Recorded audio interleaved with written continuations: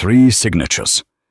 That was all it took to erase 10 years of sacrifice.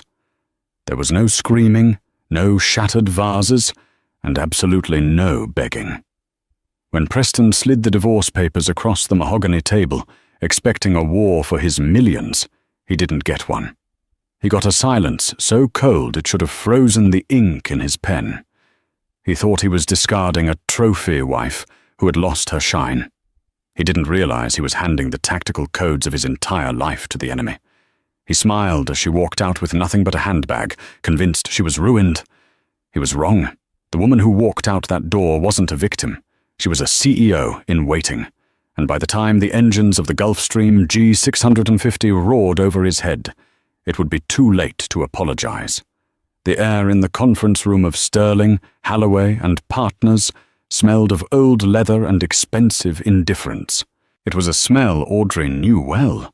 She had selected the leather for the chairs herself 5 years ago, when Preston was trying to impress the senior partners.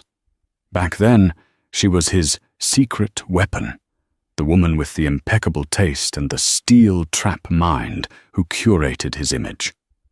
Now, she was just the respondent. Sign here, here, and initial the bottom of page 42, the lawyer, Harrison, said. Harrison wouldn't look her in the eye. He was a good man, or at least he used to be, before Preston's company, Apex Logistics, became a billion-dollar valuation unicorn, and Preston decided he needed a lawyer who was more shark than human. Audrey picked up the pen. It was a Mont Blanc. She had bought it for Preston for their 3rd anniversary. He had left it here, likely weeks ago, a discarded tool for a discarded marriage. Across the table, Preston Wright sat with his legs crossed, checking his watch. An Audemars Piguet Royal Oak, another gift she had sourced for him after he landed the Kincaid account.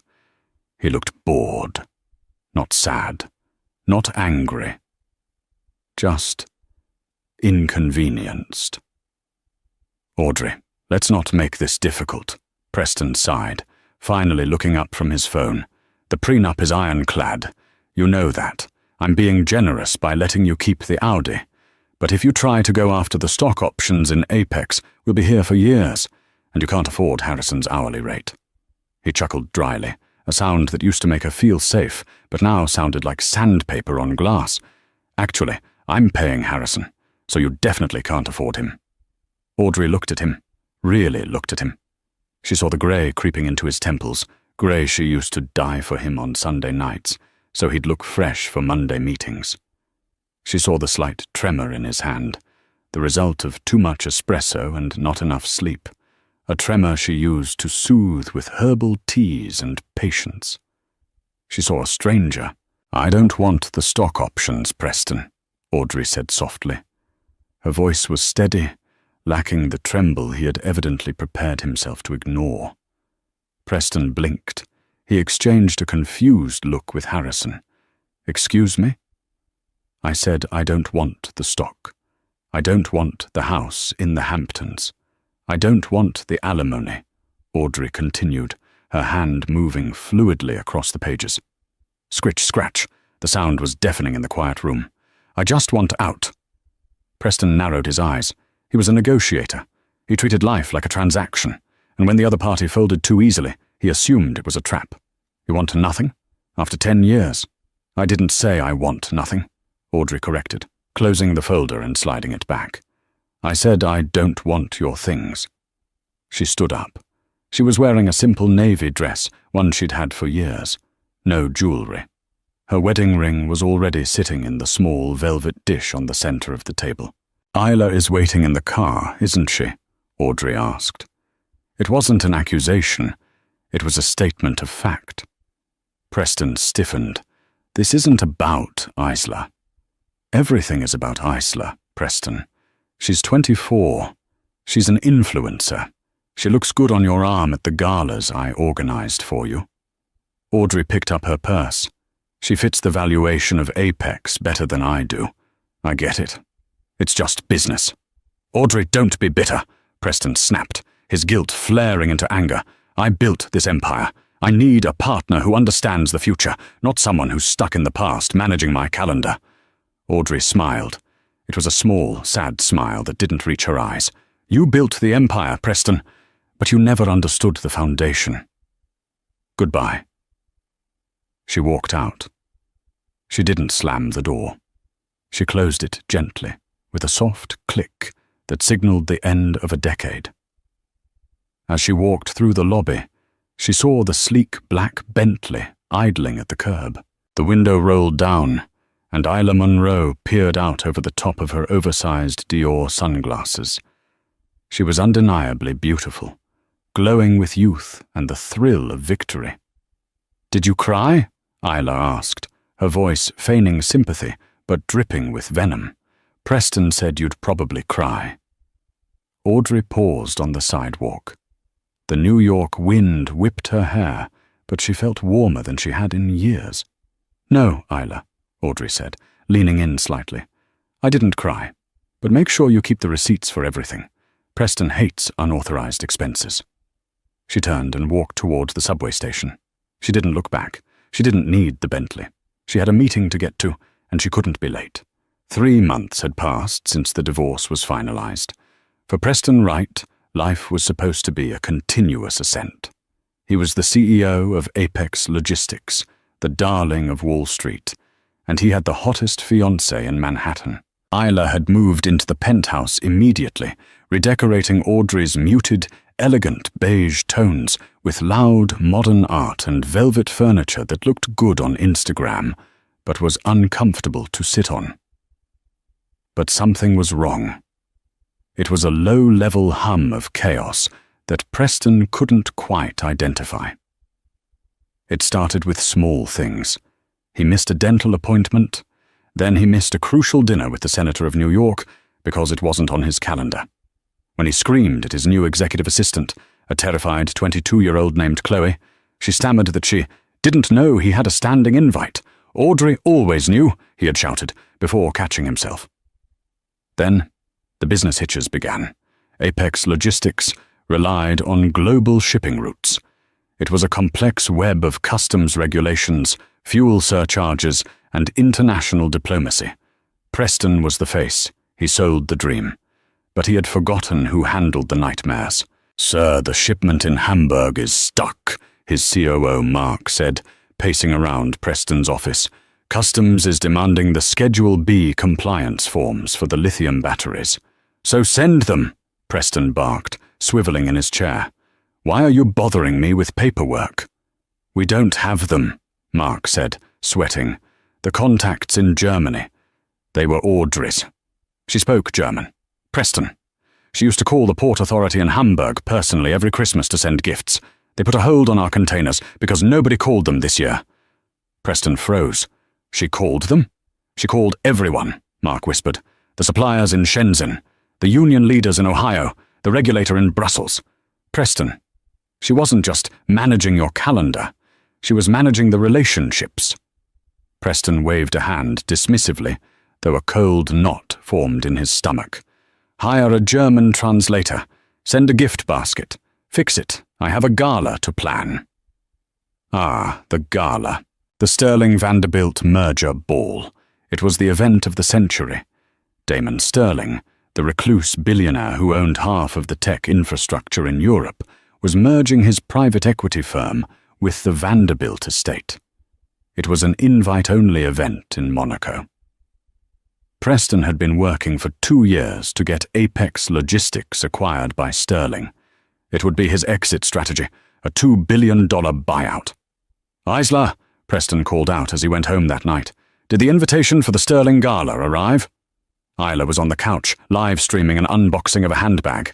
She muted her phone, looking annoyed. "Babe, I don't check the mail. That's what the doorman is for." Preston rifled through the pile of mail on the counter. Bills, magazines, a flyer for pizza.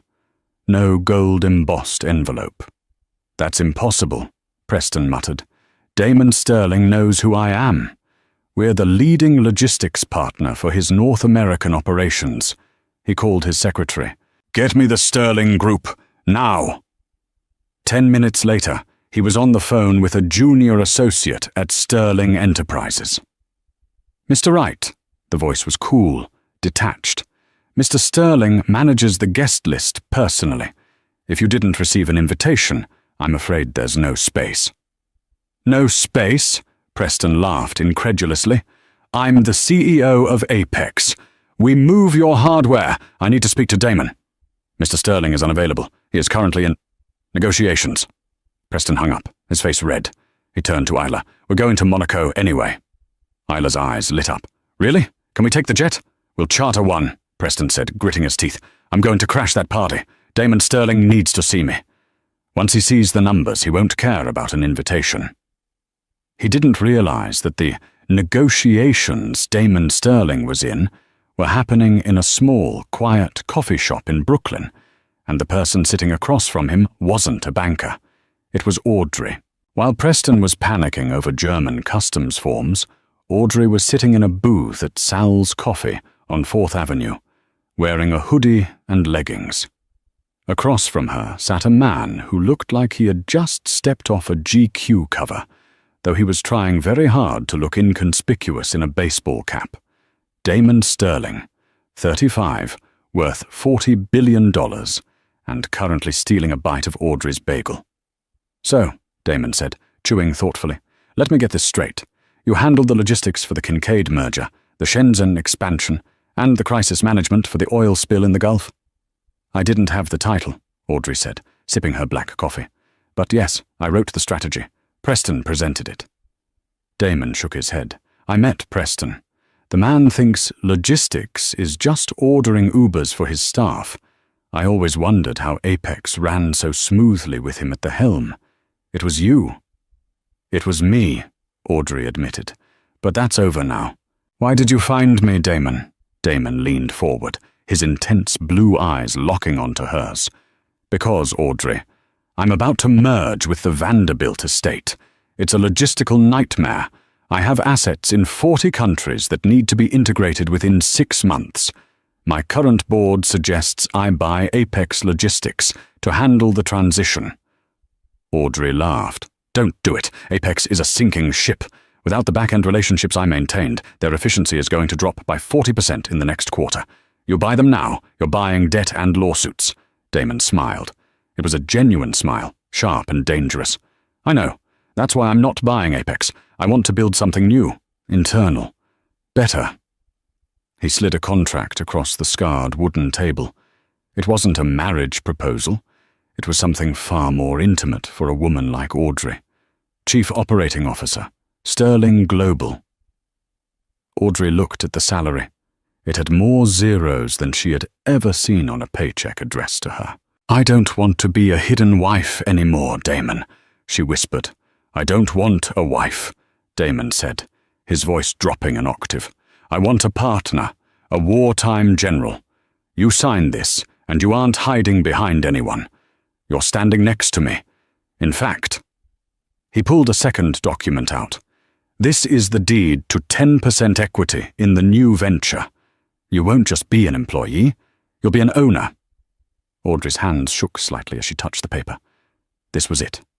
This was the validation she had starved for during 10 years of marriage to a man who only loved her utility, not her mind. "There's a catch," Audrey said, looking up. "There's always a catch." "The catch," Damon said, "is that we have to announce it at the Gala in Monaco next week. And I know your ex-husband is trying to gate-crash it. He's been blowing up my office lines." Audrey felt a cold thrill run down her spine. "He's coming." "He thinks he's coming to sell me his company," Damon said, a mischievous glint in his eye. "I want him to be there when I introduce my new partner. Are you brave enough for that, Audrey?" Audrey thought about the way Preston had looked at her in the lawyer's office. The pity, the arrogance, the way Isla had sneered from the Bentley. She picked up the pen, a cheap plastic Bic from the coffee shop, not a Mont Blanc, and signed her name with a flourish. "I'll need a dress," she said. Damon grinned, pulling his phone out. "I have the entire Givenchy atelier on speed dial. Let's go shopping." The flight to Nice was the longest 6 hours of Preston Wright's life. He had been forced to charter a Hawker 800, a decent mid-size jet, but a far cry from the Gulfstreams his competitors owned, and certainly not in the same league as Damon Sterling's fleet. The cabin felt cramped, the air recycled and thick with Preston's mounting anxiety. "Did you see the in-flight menu?" Isla complained, tossing a laminated card onto the beige leather seat opposite him. "They don't even have Dom Perignon. It's just Moët." "Ugh, I feel poor." Preston didn't even look up from his laptop. His screen was a sea of red spreadsheets. "Isla, shut up about the champagne. We have bigger problems." "Don't talk to me like that," she snapped, applying another layer of lip gloss while admiring herself in her phone camera. "I'm the one doing you a favor by coming to this boring old man party. You promised we'd go yachting tomorrow." There would be no yachting if he didn't close the deal with Sterling. The situation back in New York was catastrophic. The Hamburg Port Authority hadn't just held their containers. They had initiated a full audit of Apex Logistics' European imports, citing irregularities in compliance paperwork. Mark, his COO, had been screaming on the phone before takeoff. "They're asking for the sustainability protocols from 2021. Preston, nobody knows where they are. Audrey filed them." Audrey. Preston rubbed his temples. For 10 years he had thought his life ran smoothly because he was a genius. He thought the bills paid themselves, the dinner reservations appeared by magic, and international trade regulators were just naturally friendly people. He realized now that he hadn't been living a charmed life. He had been living a curated one. Audrey had been the curator. And he had fired her. "When we land," Preston said, his voice tight, "you need to look expensive, intelligent, and silent. Do not talk to Damon Sterling about TikTok. Do not ask his wife, if he has one, where she bought her shoes. Just stand there and look beautiful. Can you manage that?" Isla glared at him. "You know, Audrey might have been boring, but at least you respected her." The words hit him harder than he expected. He hadn't respected Audrey. That was the whole problem. He had valued her utility, but despised her quietness. Now, the noise of his own incompetence was deafening. As the plane began its descent toward the azure coast of the French Riviera, Preston chugged the last of his lukewarm coffee. He had to crash this gala. He had to corner Damon Sterling. He had to sell Apex before the market realized the company was hollowed out. He was desperate, and desperate men made mistakes. The private terminal at Nice Côte d'Azur Airport was a parking lot for billionaires. As Preston's chartered hawker taxied in, he looked out the window with envy at the lineup: Bombardiers, Dassault Falcons, and massive customized Boeings. They deplaned onto the sun-drenched tarmac. Preston adjusted his tie, sweating already in the Mediterranean heat. Isla was busy trying to get the perfect angle for a selfie in front of the hired plane, making sure to crop out the rental company's logo on the tail. "Hurry up, Isla. The car is waiting," Preston urged, eager to get away from the evidence of his second-tier status. That was when the roar started. It was deeper and more powerful than the engines of their small jet. A shadow fell over the tarmac as a massive aircraft made its final turn towards the terminal. It was a Bombardier Global 8000, the pinnacle of long-range business jets. It was sleek, painted in a matte charcoal grey that absorbed the sunlight rather than reflecting it. On the tail, subtle yet imposing, was a silver stylized S. Sterling. "Wow," Isla breathed, lowering her phone. "Now that's a jet, Preston. Why didn't we get one of those?" Preston ignored her. He watched as the massive plane came to a halt 50 yards away. Ground crews swarmed it like ants around a queen. A black Rolls-Royce Phantom pulled up right to the plane's stairs. "It's Damon," Preston muttered, feeling a mix of intimidation and opportunity. "If I can catch him here, before the gala, I can get 5 minutes." He started walking towards the Global 8000, ignoring the security protocols. He needed to make contact. The cabin door of the massive jet opened and the stairs automatically unfolded. A man stepped out first. Damon Sterling. He looked exactly like his photos in Forbes. Tall, impeccably dressed in a casual linen suit that probably cost more than Preston's car, with an aura of absolute control. He shook hands with the pilot and then turned to offer a hand to the person following him. Preston stopped walking. His breath hitched in his throat. The woman who emerged from the dark cabin wasn't a supermodel girlfriend or a nameless assistant. It was Audrey. But it wasn't his Audrey. The woman he had divorced wore sensible flats and beige cardigans. This woman was wearing a tailored white power suit that cinched at her waist, and 6-inch stilettos that hit the metal stairs with authority. Her hair, usually tied back in a practical bun, was cut into a sharp, chic bob that caught the Riviera breeze. Large, dark sunglasses hid her eyes, but her posture spoke volumes. She didn't take Damon's proffered hand for support. She tapped his arm lightly in a gesture of equal partnership as she descended. Preston felt as if he'd been punched in the gut. He watched, paralyzed, as Damon said something to her, and Audrey threw her head back and laughed, a genuine throaty laugh that Preston hadn't heard in 5 years. "Wait," Isla squinted behind him. Is that your ex-wife? What is she doing on Damon Sterling's jet?" Isla's voice went up an octave in jealous disbelief. "She looks expensive." Preston couldn't speak. He watched as the ground crew loaded several Louis Vuitton trunks, brand new, into the trunk of the Rolls-Royce. Damon held the car door open for Audrey. Before she slipped inside, she paused. It felt as though she sensed Preston's gaze across the shimmering heat of the tarmac. She turned her head slightly in his direction. Even behind the sunglasses, he felt the chill of her dismissal. She got in. The door closed with a solid thud that echoed in Preston's empty heart. The Rolls-Royce drove away, leaving Preston standing next to his rented plane and his complaining fiancée. He had come here to save his company, but standing on that tarmac, he realized he had already lost something much more valuable. The Casino de Monte Carlo was glowing gold against the twilight sky. It was a fortress of old money, a place where entry wasn't bought with cash, but with influence. Preston and Isla were stopped at the first security checkpoint. "Name?" the head of security asked, holding a tablet. He didn't look up. "Preston Wright, CEO of Apex Logistics." A pause. A scroll. "I'm sorry, Monsieur Wright. You are not on the guest list." "Oh!" Preston felt the sweat trickle down his back under his tuxedo. Isla was huffing beside him, embarrassed to be stopped at the door while photographers snapped pictures of actual guests walking past them. "There must be a mistake," Preston hissed, leaning in. "I am a key partner of Sterling Enterprises. Call Damon Sterling's personal assistant. Mr. Sterling is already inside and is not to be disturbed." It took 20 minutes, 3 phone calls to low-level contacts he owed favors to, and a humiliation Preston would never forget.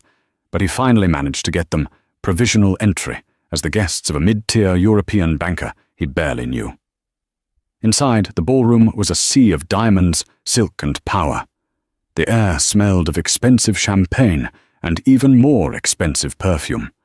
Preston abandoned Isla immediately near the caviar bar. "Stay here. Don't move." He scanned the room like a predator, though he felt like prey.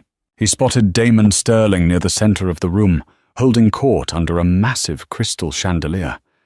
Damon was laughing, looking relaxed, the master of his domain. And next to him, radiant in an emerald green Givenchy gown that fit her like a second skin, was Audrey. She wasn't hiding in the corner. She was actively engaged in conversation with the Japanese ambassador and the CEO of Shell Oil. Preston took a deep breath, squared his shoulders, and marched into the circle. "Damon! Damon Sterling!" Preston boomed, forcing a jovial tone that sounded brittle even to his own ears. The conversation stopped. Damon turned slowly, his blue eyes coolly assessing the intrusion. A flicker of recognition passed over his face, followed by amusement. "Preston Wright," Damon said smoothly. "I heard you had some trouble at the door. Glad you managed to slip in." A few people chuckled. Preston felt his face burn. "I needed to speak with you, Damon. Urgently. About the synergies between Apex and Sterling. We're poised for a massive European expansion, and I know you're looking for infrastructure." Damon swirled the scotch in his glass. He didn't look at Preston. He looked at Audrey. "It's funny you should mention European expansion, Preston. I was just discussing that with my associate." Preston finally acknowledged Audrey. He gave her a curt nod, trying to diminish her presence. "Audrey, you look, well, I assume you're here enjoying Damon's hospitality?" He tried to make it sound like she was a kept woman, a vacation fling. Audrey turned to face him fully. Her eyes, no longer hidden by sunglasses, were clear and dangerously calm. "Actually, Preston," Audrey said, her voice smooth and projecting perfectly without being loud, "we weren't discussing hospitality. We were discussing the supply chain bottlenecks in Hamburg. It seems Apex has lost its favored status, with German customs due to a lack of personal upkeep." Preston froze. The blood drained from his face. How do you know about Hamburg?" he stammered. That information was barely 24 hours old. Damon stepped forward, placing a hand lightly on the small of Audrey's back. It wasn't possessive. It was supportive, a united front. "You seem confused, Preston," Damon said, his voice silky but sharp as a razor. "You see, I didn't invite you here tonight to buy your company. I invited you here because we have an announcement to make, and Audrey thought you should hear it in person." Damon raised his glass slightly, signaling to the room. The ambient noise died down. All eyes turned to the center of the room. "Ladies and gentlemen, if I could have your attention," Damon announced. "As you know, Sterling Global is entering a new phase of aggressive international integration. To lead this charge, I needed someone who understands the intricate lattice of global logistics better than anyone else. Someone who builds bridges, not just crosses them." Preston felt sick. He wanted to run, but his feet were rooted to the marble floor. Damon turned and smiled at Audrey, a look of genuine admiration. "Please join me in welcoming the new Chief Operating Officer and Managing Partner of Sterling Global, Miss Audrey Wright." The room erupted in polite, enthusiastic applause. Flashbulbs popped. Preston stood alone in the center of the clapping crowd, a man who had thrown away a diamond because he was too busy looking at colored glass. He looked at Audrey, really looked at her, and realized that the silence he had divorced wasn't emptiness. It had been the sound of the foundation holding his entire life up, and now the foundation belonged to someone else. The applause in the ballroom of the Casino de Monte Carlo did not stop. It rolled over Preston Wright like a physical wave, drowning him. He stood frozen, a statue of humiliation in a tuxedo that suddenly felt 2 sizes too tight. Every clap was a stinging rebuke. Every flash of a camera was a document of his public execution. He watched the room. The sharks, the whales, the titans of industry he had spent his entire career trying to impress, line up to shake Audrey's hand. They weren't looking at her legs or her jewelry. They were looking at her eyes. They were handing her business cards with 2 hands, a sign of supreme respect in the circles Preston desperately wanted to belong to. Damon Sterling stood slightly behind her, not as a protector, but as a scaffold. He looked at Audrey with an expression Preston had never directed at her in 10 years of marriage. Absolute, unadulterated, professional awe. "Preston, move!" Isla hissed in his ear. Her fingernails, painted a sharp crimson, dug into the fabric of his sleeve. "People are staring. You look like you're having a stroke." Preston blinked, the spell breaking. He looked down at Isla. She looked beautiful, undeniably. But her beauty was surface level, a thin veneer over a terrifying vacuum of substance. For the first time, he saw the frantic calculation in her eyes. She wasn't worried about him. She was worried about the optic. "We have to go," Preston muttered, his voice sounding hollow to his own ears. He turned and practically dragged Isla towards the exit. They passed the caviar bar, the ice sculptures, and the heavy velvet ropes. The security guard who had hassled them earlier gave Preston a pitying look as he opened the door. That look hurt more than the rejection. It was the look you gave a dead man walking. The silence in the taxi back to their hotel was heavy enough to crush a lung. They weren't staying at the Hotel de Paris like Damon and Audrey. They were at a boutique hotel 3 blocks away. Expensive, yes, but not sterling expensive. As soon as the door to their suite clicked shut, Isla exploded. "What the hell was that, Preston?" she shrieked, throwing her clutch onto the bed. "Oh, you told me she was a secretary. You told me she was a mouse. That woman in the Givenchy gown, just got announced as the COO of a $50 billion company." Preston loosened his tie, his hands shaking. He went straight to the minibar and cracked open a small bottle of Grey Goose, drinking it warm and straight. "It's a title, Isla," Preston lied, trying to convince himself. "Damon is sleeping with her. That's all it is. He gave her a fancy title to justify bringing his mistress to the gala. The board will eat her alive within a month. She doesn't know the first thing about corporate governance." "She seemed to know about Hamburg," Isla countered, pacing the room. "What did she mean about Hamburg, Preston? Why did the CEO of Shell look at you like you were something he scraped off his shoe?" "I don't know," Preston roared, smashing the empty glass bottle into the trash can. "I don't know, okay? Just shut up and let me think." Isla recoiled, her eyes narrowing. "Don't scream at me. I'm not Audrey. I don't sit there and take it." She grabbed her phone and stormed into the bathroom, slamming the door. Preston could hear her muffling her voice, probably calling her mother, or worse, her agent. Preston sat on the edge of the bed, his head in his hands. He closed his eyes, and all he could see was Audrey. Not the glamorous woman from tonight, but the Audrey from 6 months ago. The Audrey sitting at their kitchen table at 2 a.m., surrounded by paperwork, wearing her reading glasses, highlighting clauses in a contract with a yellow marker. "Preston, Clause 14B in the Asian Distribution Agreement is tricky. If we don't renew the personal guarantee with Mr. Tanaka by June, the exclusivity lapses." He remembered waving her off. "I'll handle Tanaka. Just book the flight." He hadn't handled Tanaka. He hadn't even called him. He assumed the contract was auto-renewing. A cold sweat broke out on his forehead. He grabbed his phone. It was 3 a.m. in Monaco, which meant it was 9 p.m. in New York. Mark, his COO at Apex, would still be in the office.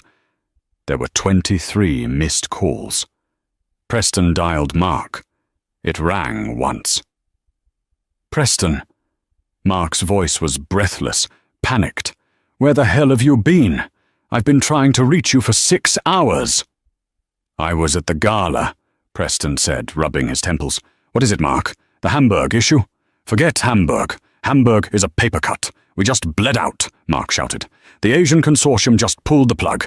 Total stop work order. They're invoking the key person clause." Preston frowned. "Key person? I'm the key person. I didn't die, Mark. I'm right here." "Not you, you idiot," Mark snapped. Preston flinched. Mark had never spoken to him like that. "I'm looking at the original contract right now, the one signed 7 years ago. The key person listed for relationship management and quality assurance isn't Preston Wright. It's Audrey Wright." The room spun. That's impossible," Preston stammered. "She was never an officer of the company." "She was the signatory on the quality control audits, Preston. The Japanese trusted her. Tanaka sent a formal letter an hour ago. It says, and I quote, 'With the departure of Mrs. Wright from the Oversight Committee, we no longer have confidence in Apex Logistics' ability to meet our standards. We are moving our business to Sterling Global effective immediately.'" Preston felt the bile rise in his throat. "How much is that contract worth?" 40% of our annual revenue, Mark whispered. "Preston, without that cash flow, we can't service the debt on the new warehouses. The bank is going to call the loan. We're insolvent." Preston dropped the phone on the bed. He stared at the wall. He hadn't just lost his wife. He had fired the only person who was actually doing the work. He had built a statue of himself on a pedestal made of her labor, and then he had kicked the pedestal away. Preston didn't sleep. He couldn't. By 7 a.m. he was dressed in a fresh suit, though his eyes were bloodshot and his skin grey. He left Isla sleeping. She had passed out with her phone in her hand, and took a taxi to the Hôtel de Paris. He had to fix this. He was a negotiator. He could fix anything. He just needed to talk to her. He would offer her money, consultancies, anything. He waited in the lobby. The Hôtel de Paris was a palace of marble and gold, a place where problems were usually solved with a platinum credit card. But Preston's credit was about to be worthless.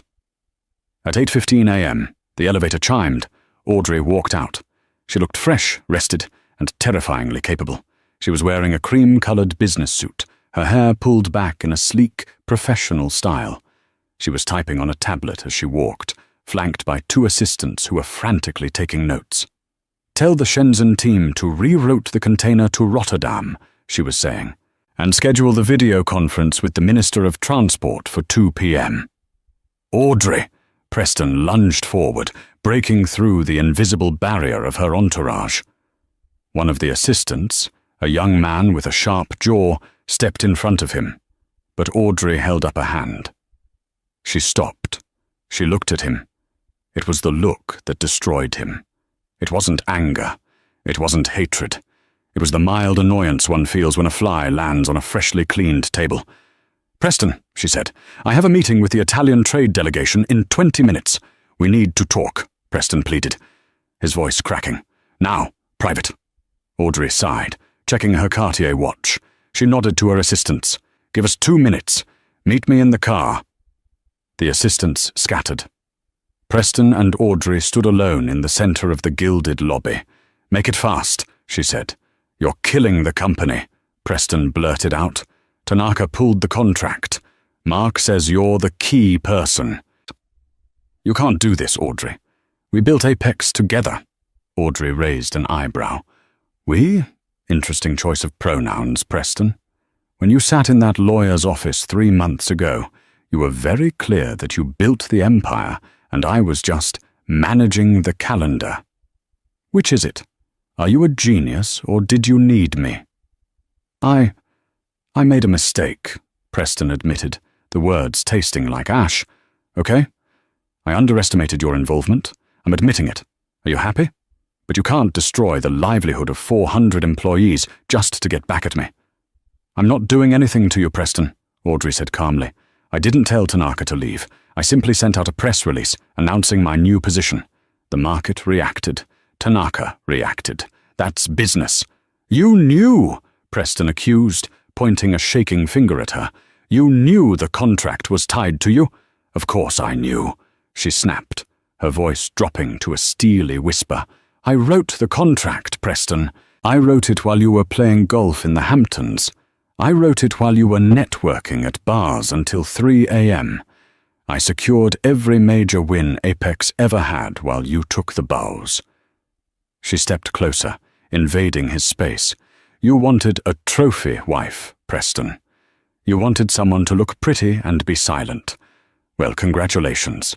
You got exactly what you asked for. I'm silent now. I'm not fixing your problems. I'm not smoothing over your insults. I'm not calling your clients to apologize for your arrogance."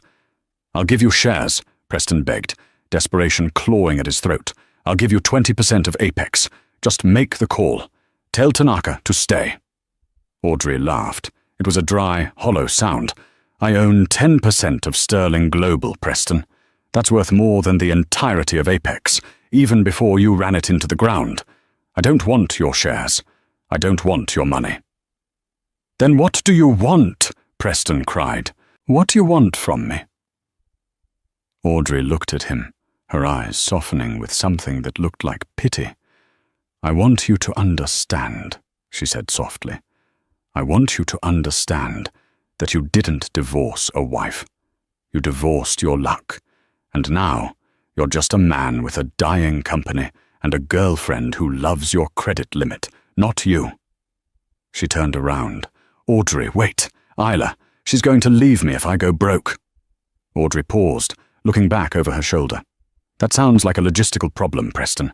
I'm sure you'll figure it out. You're the CEO, after all." She walked out the revolving doors and into the bright Monaco sun. stepping into the back of a waiting Daimler limousine. Preston watched her go, realizing that the silence she left behind was far louder than any scream. The flight back to New York was a nightmare. Preston flew commercial, economy class, because his corporate card had been declined at the charter desk. Isla refused to come with him.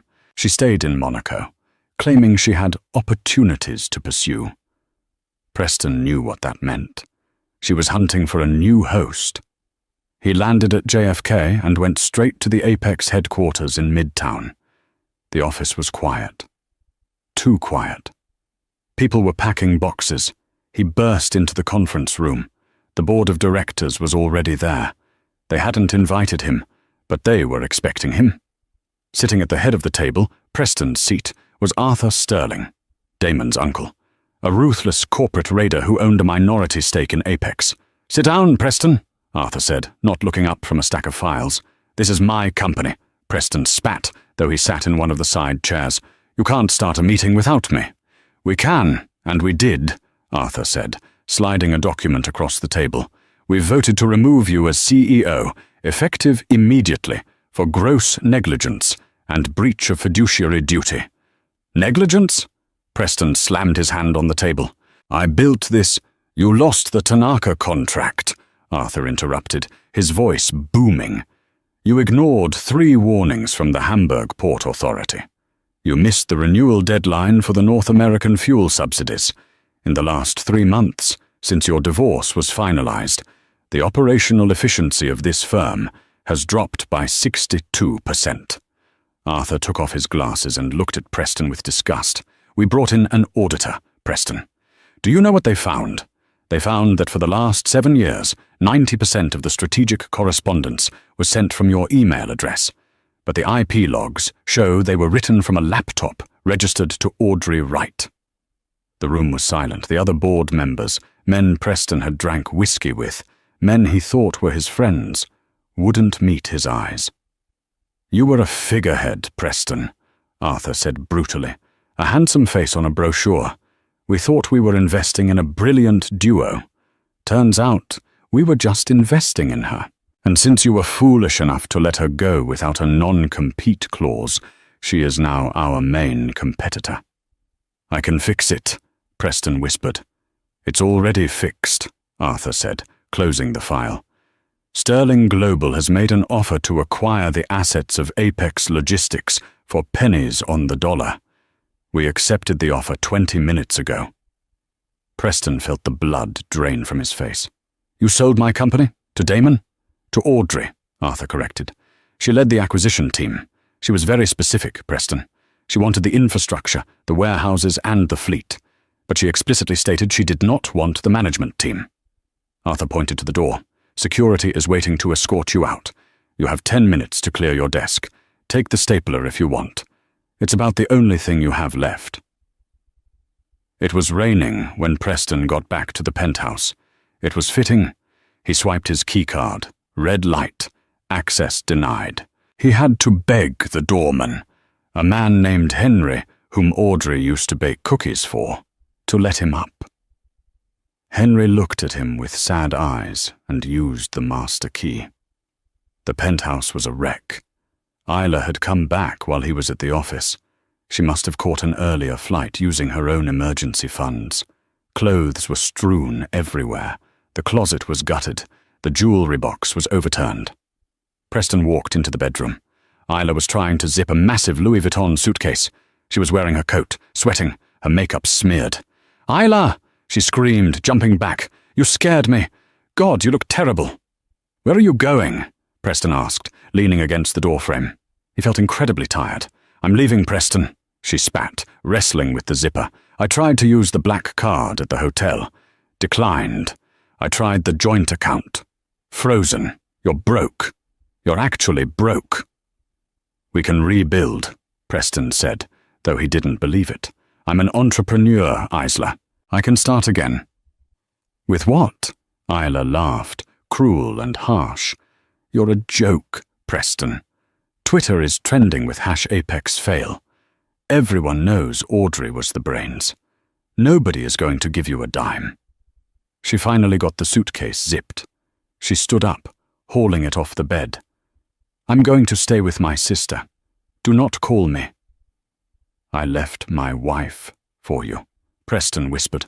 The weight of that truth crushed him. "I destroyed my life for you." Isla stopped at the door. She looked him up and down, her expression one of pure disdain. "No, Preston. You left your wife because you have an ego the size of Manhattan. I was just the shiny object you grabbed because you thought you deserved a prize. Don't put this on me. You did this to yourself." She slammed the door. The sound echoed through the empty, mortgaged penthouse. Preston walked to the window. He looked out at the city lights. Somewhere out there, in a boardroom or a jet or a warm home, Audrey was winning, and he was standing in the dark, finally understanding the true cost of the things he had taken for granted. 6 months later. The terrace of the Villa d'Este on Lake Como was bathed in golden sunlight. The air smelled of jasmine and fresh espresso. Audrey sat at a wrought-iron table, her iPad propped up against a vase of fresh flowers. The screen displayed a graph, a steep, beautiful upward curve. Sterling Global, Q3 performance report. "The integration is complete," she said, not looking up. Damon Sterling walked onto the terrace. He was wearing casual clothes, a linen shirt and shorts. He looked younger than he had 6 months ago. Happiness did that to a person. He placed 2 cups of coffee on the table and sat opposite her. "How are the new assets performing?" he asked. "The North American division, formerly Apex, is up 40% now that we've implemented proper oversight," Audrey replied, taking a sip of the coffee. "It turns out the employees weren't incompetent. They were just leaderless. We gave them direction, and they're thriving." "And the former CEO?" Damon asked quietly. Audrey paused. She swiped to a different tab on her screen. It was a small news article from a local New York business blog. Former Apex CEO files for Chapter 7, bankruptcy, penthouse foreclosed. There was a photo of Preston leaving a courthouse. He looked older. He had gained weight. He wasn't wearing a suit. He was wearing a windbreaker. He looked like just another man in the crowd. "He's starting over," Audrey said, her voice neutral. "I heard he's consulting for a small trucking firm in New Jersey. Entry-level management." "Do you feel sorry for him?" Damon asked. Audrey looked out across the shimmering water of the lake. She thought about the years of being silenced, of being diminished, of being told she was lucky to be Mrs. Preston Wright. She thought about the moment she signed the divorce papers, the fear she had felt, and the freedom that had followed. "No," Audrey said. "I don't feel sorry for him. He's finally learning the lesson he needed to learn. He's learning how to do the work." Damon reached across the table and took her hand. His grip was warm and solid. "You saved that company, Audrey. You saved my European expansion. You're the best partner I've ever had." Audrey squeezed his hand back. She smiled, a real, genuine smile that reached her eyes. "I didn't do it to save the company, Damon. I did it to save myself." She closed the iPad. The work was done. The silence was no longer empty. It was peaceful. She had signed the divorce quietly, but her success had roared louder than any jet engine. And that is the story of Audrey Wright.